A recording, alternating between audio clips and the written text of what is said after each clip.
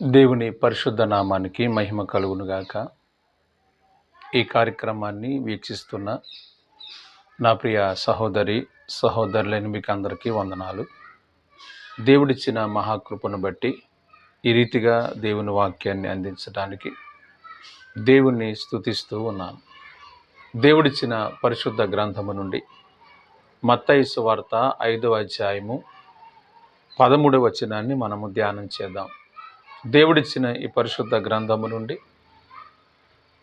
మత్తయి సువార్తలో యేసు ప్రభువారు కొండ మీద కూర్చుని తన శిష్యులకు బోధిస్తున్నటువంటి బోధలో ఒక అంశం ఏంటంటే, మీరు లోకమునకు ఉప్పై ఉన్నారు అని ప్రభువు సెలవిచ్చారు. ప్రభువు తన శిష్యులతో చెప్తున్న మాట, మీరు లోకమునకు ఉప్పై ఉన్నారు అన్నారు. ఎప్పుడైతే ఉప్పై ఉన్నారు అని ప్రభువు చెప్పాడో వెంటనే ఆ శిష్యులకు అర్థమైపోతుంది. ఎందుకంటే వాళ్ళు సముద్ర తీర ప్రాంతాలలో నివసించేవారు కనుక ఉప్పు ఎలా తయారవుతుందో, ఉప్పు ఎలా సిద్ధపరచబడుతుందో వారికి తెలుసు. కాబట్టి వారికి ఉన్నటువంటి ఆ పద్ధతిని బట్టి ఆ భాషలో వారికి ప్రభు ఉప్పును గురించి చెప్పారు. నిజంగా ఉప్పును గూర్చినటువంటి ఉపదేశాన్ని మనము ఒక్కొక్క భాగంగా నేర్చుకుందాం. మొదటి భాగాన్ని ఈరోజు మీకు అందిస్తూ ఉన్నాను.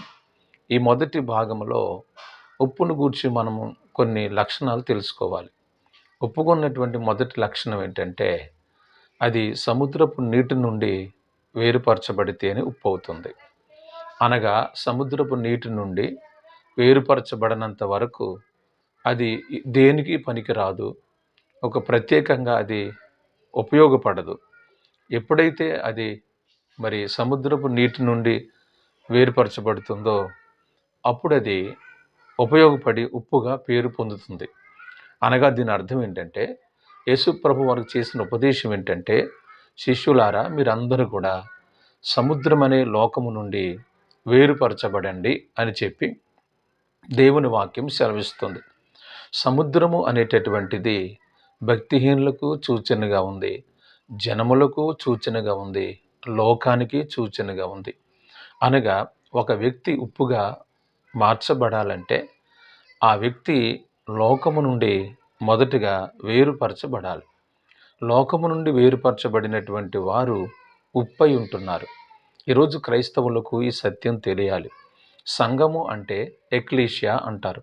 ఎక్లీషియా అంటే కాల్అవుట్ పీపుల్స్, అనగా బయటకు పిలబడినటువంటి వారు సంఘం. ఈరోజు లోకములో ఉండి, లోకాచారాల్లో ఉండి, లోక పద్ధతులు కొనసాగిస్తూ, లోక ఆడంబరాన్ని అభ్యాసం చేసుకుని ఈ లోక పద్ధతులు చెప్పి నడిపించబడుతున్న వారు ఎప్పటికీ క్రైస్తవులు కాదు. ఇది కొండ మీద చెప్పిన ఉపదేశం. మీరు ఉప్పై ఉన్నారు అంటే మనం సింపుల్గా తీసుకుంటున్నాం. వాళ్ళు ఉప్పు అవ్వాలంటే ముందు సముద్రపు నీటి నుండి ఆ పదార్థము వేరుపరచబడాలి. వేరుపరచబడినప్పుడే అది ఉప్పుగా పిలువబడుతుంది. మనం కూడా ఈ లోకములో ఉప్పుగా ఉండాలంటే, అనేకులకు మనము మాదిరికరంగా, రుచికరంగా, అనేకులకు ఉపయోగకరంగా మనం బ్రతకాలంటే మనం మొదట వేరుపరచబడాలి. ఎప్పుడైతే మనం వేరుపరచబడతామో అప్పుడే దేవునికి పనికొస్తాం. ఆ ఉప్పు అనే ఆ పదార్థం ఆ నీటిలో కలిసిపోయినంత వరకు ఎవరికి కూడా ఉపయోగపడదు.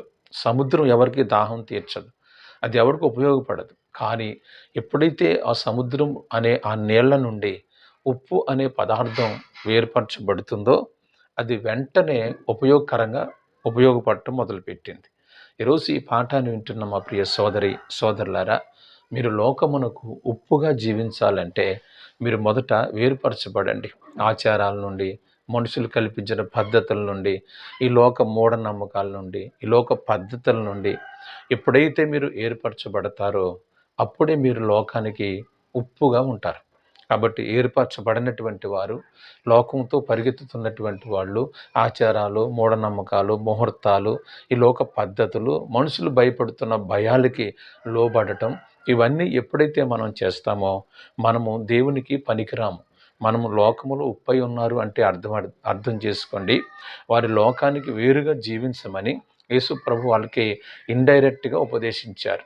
ఆయన ఎక్కువ ఉపదేశాన్ని ఒక మాటలో చెప్పేవారు, శిష్యులు దాన్ని గ్రహించేవారు. అదే గ్రహించటం అంటే. మీరు వాక్యాన్ని గ్రహిస్తున్నారా అంటే అర్థం ఏంటి? గ్రహింపు అంటే ఆయన ఉప్పై ఉన్నారు అన్నాడు.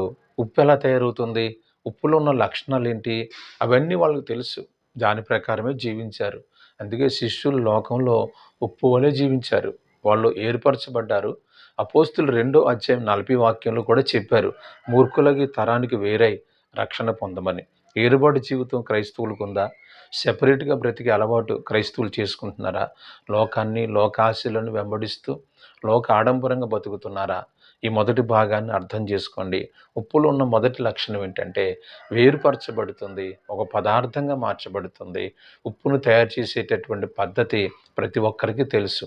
అది నీటిలో నుండి వేరుపరచబడి ఒక పదార్థంగా, ఒక ఘన పదార్థంగా ఎప్పుడైతే మార్చబడుతుందో అప్పుడు దాన్ని ఉప్పు అని పిలుస్తారు. కాబట్టి మనం కూడా ఏర్పరచబడనంత వరకు మనం క్రైస్తవులము కాదు, లోకస్తులమే. కాబట్టి క్రైస్తవుడిగా జీవించాలంటే వేరుపరచబడండి. ప్రభు కృప మీకు తోడై విడిపించునుగాక. ఆమె మన ప్రభు అయిన యేసుక్రీస్తు కృప, మన తండ్రి అయిన దేవుని ప్రేమ, పరిశుద్ధాత్మ సహవాసము మీకు అందరికీ తోడుగుండునుగాక. ఆమె. అందరికీ వందనాలు. మరి మా ఛానల్ తప్పకుండా సబ్స్క్రైబ్ చేసుకోండి. అనేకులకు దీన్ని షేర్ చేయండి. దేవుడు మిమ్మల్ని ఆశీర్వదించునుగాక.